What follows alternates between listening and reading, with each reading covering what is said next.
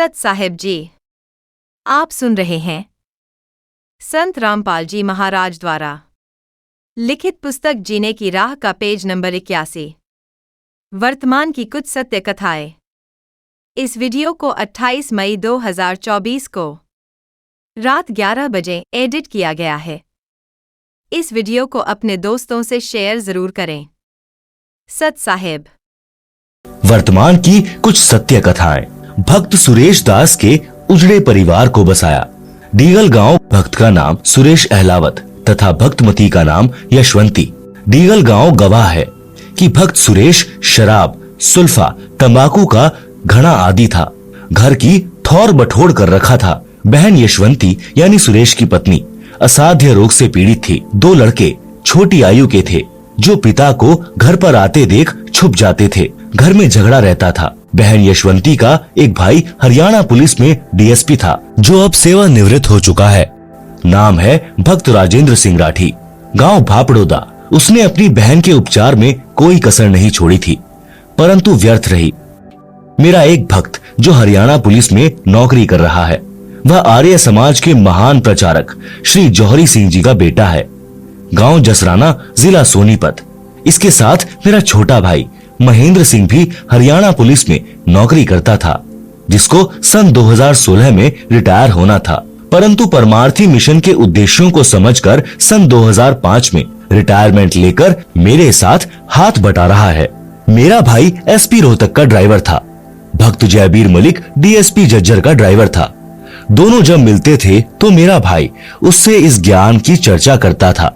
पहले तो आर्य समाजी होने के कारण भक्त जयबीर जी बहुत दुखी हुए, अपने आचार्यों से मिले, परंतु अंत में सत्य को आंखों देखकर मान लिया कि सच्चाई यही है। उसने सन 1994 में मेरे से दीक्षा ले ली। सन 1995, 1996 तक भक्त राजेंद्र सिंह राठी झज्जर में कार्यरत थे तथा जयबीर जी उनके ड्राइवर थे। भक्त राजेंद्र जी का एक भाई पुलिस में नौकरी करता था। बहन यशवंती वाली बीमारी उसको भी थी, जिस कारण से सन 1995 में उसकी मृत्यु हो गई। ड्राइवर के नाते भक्त जयवीर जी भी डीएसपी के साथ उनके घर गए। सब हालात का ज्ञान हुआ।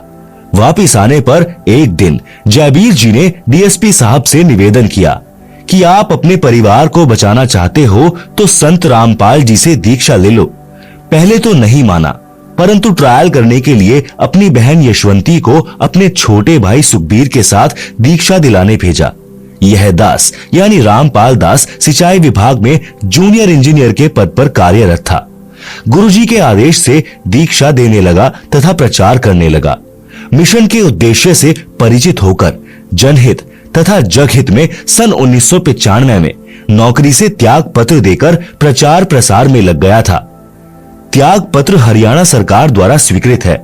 गांव-गांव में संत गरीब दास जी महाराज की वाणी का अखंड पाठ करता था, सत्संग करता था। 3 दिन यह अनुष्ठान चलता था। ज्ञान समझाकर बुराई छुड़वाकर दीक्षा देता था, जिस कारण उपदेशी को आश्चर्यजनक लाभ होता था। इसी क्रम में एक दिन सन 1996 में गांव पंजाब खोड़ यानी दिल्ली में भक्त जगदीश जी के घर पर पाठ चल रहा था। भक्त जगदीश भी प्रथम श्रेणी का शराबी, उत्पाती यानी शराब पीकर था तथा डीटीसी दिल्ली में नौकरी करता है।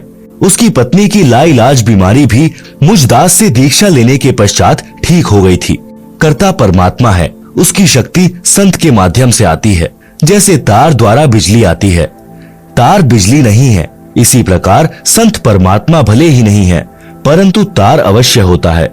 उसी समय बहन यशवंती की जीभ काम करना बंद कर गई थी। वह गूंगी हो चुकी थी। सुखबीर जी अपनी बहन को साथ लेकर शाम के समय भक्त जगदीश जी के घर आए। मेरे को सब समस्या बताई। वे दोनों भाई बहन रात्रि में सत्संग सुनकर वहीं रुक गए।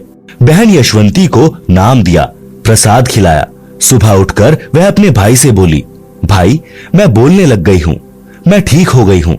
यह चमत्कार देखकर दोनों भाई बहन उपस्थित व्यक्तियों यानी जो सत्संग सुनने और भोग लगने के समय पहुंचे थे को बता रहे थे कि कमाल हो गया। उसके पश्चात डीएसपी साहब ने तथा सर्व परिवार तथा रिश्तेदारों ने दीक्षा ले ली। आज सब सकुशल है, भक्ति कर रहे हैं। भक्त सुरेश प्रथम श्रेणी का शराबी था। अपनी पत्नी को ठीक हुआ देखकर सत्संग में आने लगा। शराब तथा सर्व नशा त्याग कर नाम लेकर सुधर गया। उस समय तक कोई आश्रम नहीं बनाया था। गांव-गांव में प्रचार किया जाता था। अब बहन यशवंती के परिवार की पूरे डीगल गांव में मिसाल है। सुरेश चौधरी भक्त बन गया, सर्व बुराई त्याग दी।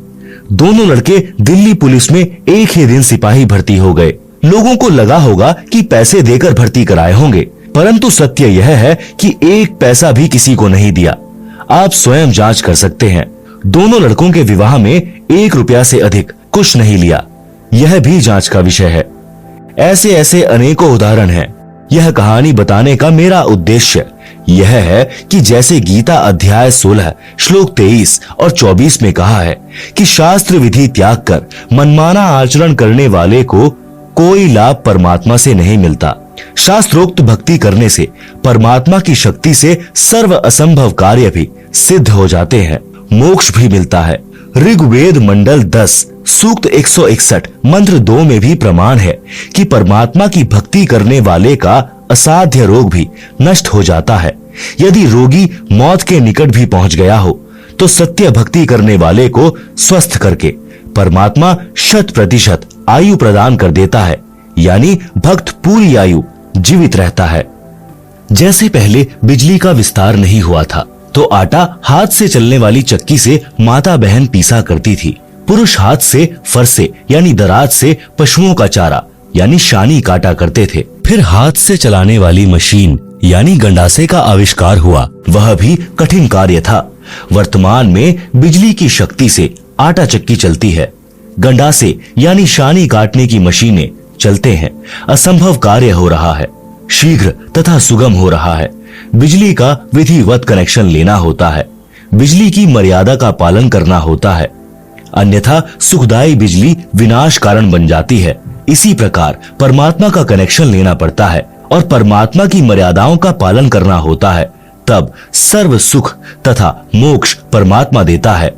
मर्यादा भंग होने से परमात्मा की शक्ति आनी बंद हो जाती है, सर्व सुविधाएं मिलनी बंद हो जाती हैं।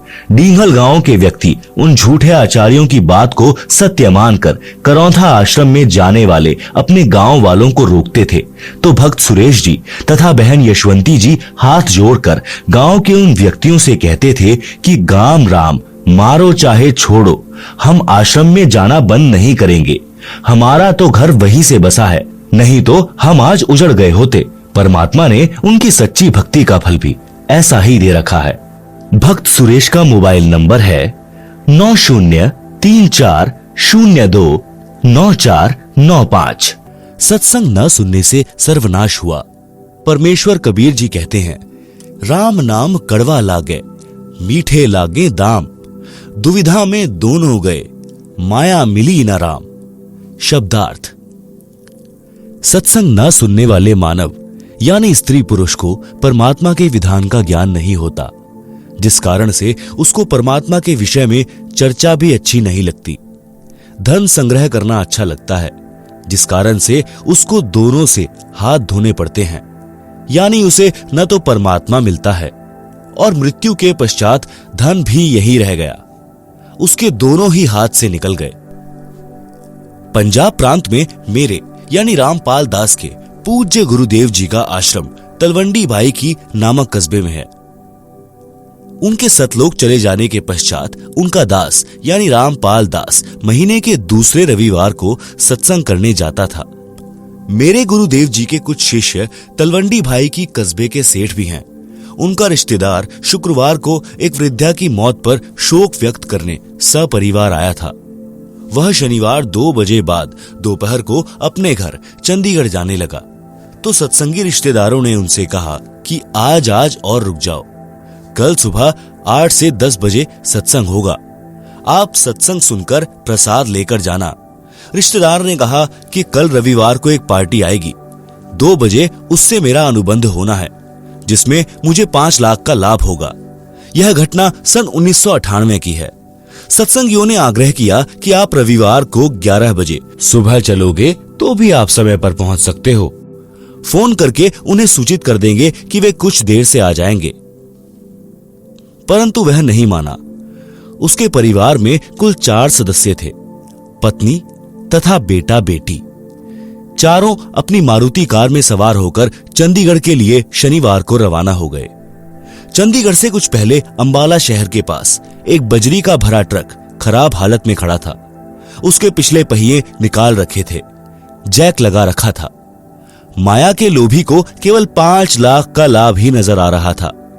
कार पूरी गति से चला रहा था। कार उस बजरी के भरे ट्रक के नीचे घुस गई। जैक हट गया, पूरा परिवार कुचला गया। बड़े दुख के साथ कहना पड़ रहा है कि यदि सत्संग सुनने के लिए रुक जाता तो यह नाश नहीं होता। माया के बिना तो काम चल जाता, परंतु काया के बिना नहीं चलता, क्योंकि शरीर है तो परमात्मा की भक्ति करके आत्म कल्याण कराया जा सकता है। परमेश्वर कबीर जी ने सतर्क किया है कि राम नाम कड़वा लगे, मीठे लागे दाम, दुविधा में दोनों गए, माया मिली न राम। शब्दार्थ: सत्संग न सुनने वाले मानव यानी स्त्री पुरुष को परमात्मा के विधान का ज्ञान नहीं होता, जिस कारण से उसको परमात्मा के विषय में चर्चा भी अच्छी नहीं लगती। धन संग्रह करना अच्छा लगता है, जिस कारण से उसको दोनों से हाथ धोने पड़ते हैं, यानी उसे न तो परमात्मा मिलता है और मृत्यु के पश्चात धन भी यहीं रह गया, उसके दोनों ही हाथ से निकल गए। इसलिए हे भाई बहनों, सत्संग की ओर रुचि करो, आत्म कल्याण कराओ और जीवन की राह को आसान बनाओ। सत साहिब जी, इस वीडियो को देखने के लिए धन्यवाद। आपको हमारी एक्सप्लेनेशन अच्छी लगती है तो आप इस वीडियो को लाइक करें और हमारे चैनल को सब्सक्राइब करें।